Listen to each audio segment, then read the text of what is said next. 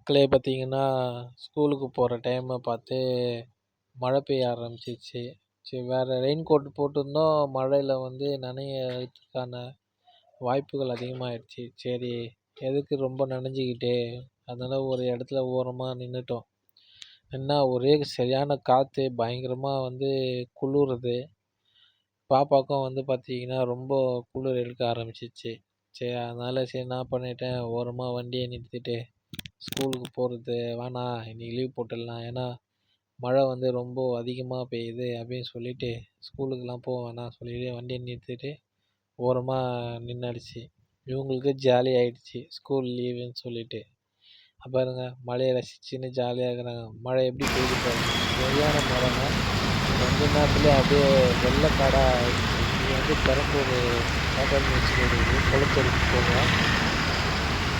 பயங்கரமான மழை பெய்ய ஆரம்பிச்சிச்சு.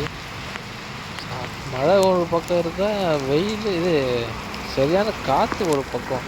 காற்றுல என்ன ஆகுதுன்னா பயங்கரமாக குளிர ஆரம்பிக்குது.